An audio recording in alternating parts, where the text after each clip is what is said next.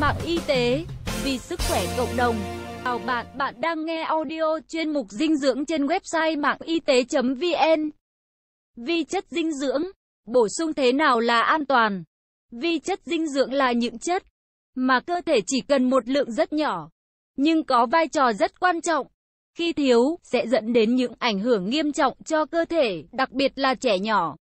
Vi chất dinh dưỡng gồm nhóm vitamin A, B, C, D, E, vân vân, và nhóm các nguyên tố khoáng, canxi, phosphor, sắt, kẽm, iốt, selen, đồng, vân vân.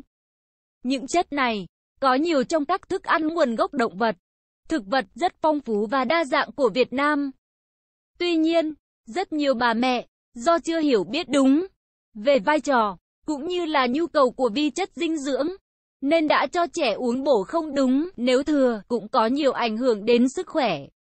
Trong một báo cáo gần đây năm 2013 của Viện Dinh dưỡng Quốc gia cho thấy, trẻ em Việt Nam từ 6 tháng đến 12 tuổi thiếu vi chất nghiêm trọng. Có hơn 50% trẻ em thiếu hụt các vi chất như vitamin A, B1, C, D và sắt trong khẩu phần ăn hàng ngày. Điều đó cho thấy bữa ăn truyền thống chưa đáp ứng được nhu cầu của trẻ em trong giai đoạn phát triển rất nhanh. Có 3 bệnh do thiếu vi chất dinh dưỡng quan trọng đang tác động đến sức khỏe cộng đồng là bướu cổ do thiếu iốt, thiếu máu dinh dưỡng do thiếu sắt và khô mắt do thiếu vitamin A. Ngoài ra, hiện nay một vấn đề cũng cần quan tâm, đó là bệnh còi xương do thiếu vitamin D. Vì hậu quả của thiếu vi chất này sẽ ảnh hưởng đến tầm vóc của con người. 1. Vai trò và các biểu hiện của thiếu vi chất dinh dưỡng. Vitamin, chất khoáng có nhiều vai trò sinh học tham gia các quá trình chuyển hóa trong cơ thể. Chất khoáng là thành phần quan trọng cấu tạo nên cơ thể. Canxi, phosphor là thành phần chính của xương và răng. Chất khoáng có nhiều tác dụng trong các chức phận sinh lý và chuyển hóa của cơ thể, duy trì áp lực thẩm thấu. Ăn thiếu chất khoáng sẽ sinh ra nhiều bệnh. Các bậc cha mẹ cần cho trẻ tắm nắng đủ giờ và ăn các thực phẩm có nhiều vitamin D để phòng tránh còi xương cho trẻ. Thiếu máu dinh dưỡng do thiếu sắt. Sắt là thành phần của huyết sắc tố, tham gia quá trình vận chuyển oxy và giữ vai trò quan trọng trong hô hấp tế bào. Thiếu sắt gây thiếu máu. Đây là tình trạng thường gặp ở trẻ em. Khi bị thiếu máu, trẻ thường có biểu hiện da xanh, niêm mạc môi, lưỡi, mắt nhợt nhạt. Trẻ kém hoạt bát, học kém, thiếu tập trung hay buồn ngủ. Khi bị thiếu máu nặng, trẻ hay bị viêm nhiễm đường hô hấp và các bệnh nhiễm khuẩn. Nhu cầu sắt ở trẻ độ tuổi 6 đến 11 tháng. 12,4 mg mỗi ngày, trẻ 1 đến 3 tuổi 7,7 mg mỗi ngày, 7 đến 9 tuổi. 11,9 mg mỗi ngày, 10 đến 14 tuổi. 19,5 mg mỗi ngày. Sắt được cung cấp cho cơ thể từ hai nguồn thức ăn. Thức ăn động vật, thịt bò, lòng đỏ trứng gà, tim, gan, bầu dục, cá, vân vân, và thức ăn thực vật đậu, đỗ, rau lá xanh, mộc nhĩ, nấm hương, vân vân. Để tăng hấp thu sắt nên ăn hoa quả chín để cung cấp nhiều vitamin C. Còi xương do thiếu canxi và vitamin D. Trong cơ thể, canxi có vị trí đặc biệt. 98% canxi nằm ở xương và răng. Vì vậy canxi rất cần thiết đối với trẻ em có bộ xương đang phát triển. Bệnh còi xương ở trẻ em chủ yếu là do thiếu vitamin D. Khi thiếu vitamin D, sẽ làm giảm hấp thu canxi ở ruột. Cơ thể sẽ huy động canxi ở xương vào máu, gây rối loạn quá trình khoáng hóa xương. Biểu hiện sớm của còi xương là trẻ hay quấy khóc, nôn chớ, ngủ không yên giấc, hay ra mồ hôi trộm, rụng tóc, thóp rộng chập liền, bờ thóp mềm, đầu to, răng mọc chậm, lồng ngực rô chậm, biết ngồi, biết đi, biến dạng xương, chân vòng kiềng, chự bát. Các biến dạng của xương làm giảm chiều cao của trẻ. Nhu cầu canxi cho một ngày của trẻ 6 đến 11 tháng. 400 mg, 1 đến 3 tuổi 500 mg, 4 đến 6 tuổi 600 mg, 7 đến 9 tuổi 700 mg, 10 tuổi 1000 mg. Nhu cầu vitamin D của trẻ em 5 mcg mỗi ngày, tương đương 200 đơn vị quốc tế UI. Các thực phẩm có nhiều canxi tôm, tép, cua, cá, sữa, phô mai, rau dền, rau mồng tơi, vân vân. Vitamin D có nhiều trong dầu gan cá, cá biển, gan, trứng gà, vân vân. Bướu cổ do thiếu iốt.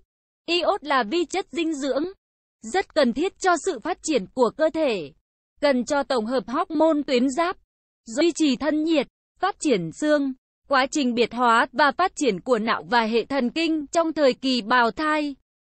Khi cơ thể bị thiếu iốt, tuyến giáp làm việc nhiều hơn để tổng hợp thêm nội tiết tố giáp trạng nên tuyến giáp to lên, gây ra bướu cổ.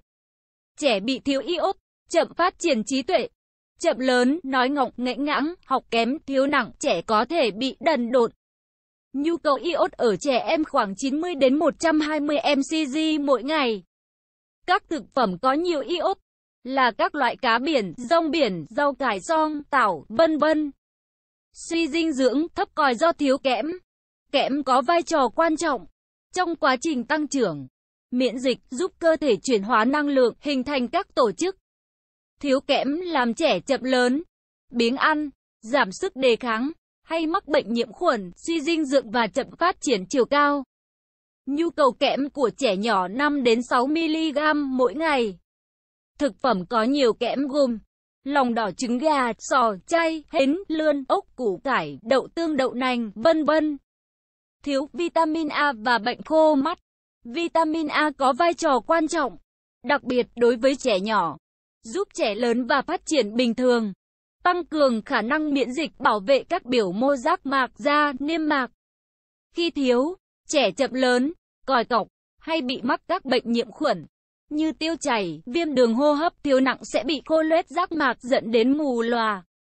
Nhu cầu vitamin A ở trẻ em 400 đến 500 mcg mỗi ngày. Các thực phẩm có nhiều vitamin A như thịt, gan, trứng gà, sữa, lươn, vân vân. Rau xanh, quả có màu vàng, đỏ, gấc, cà rốt, bí đỏ, xoài, đu đủ, có nhiều beta-carotene, tiền vitamin A. 2. Làm gì để phòng chống thiếu vi chất dinh dưỡng? Vi chất dinh dưỡng là những chất rất cần thiết cho sự sống còn của cơ thể, nhưng nhu cầu thì cần một lượng rất nhỏ, có thể tính chỉ bằng mcg đến mg, song khi thiếu lại gây nên những hậu quả nghiêm trọng.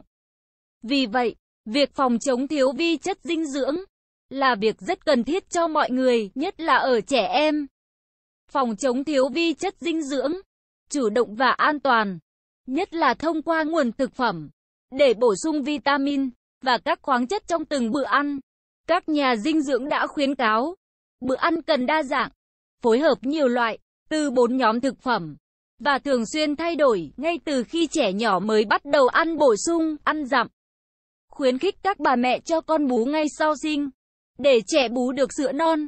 Vì trong sữa non, hàm lượng vitamin A cao, giúp trẻ khỏe, tăng sức đề kháng và chống được bệnh.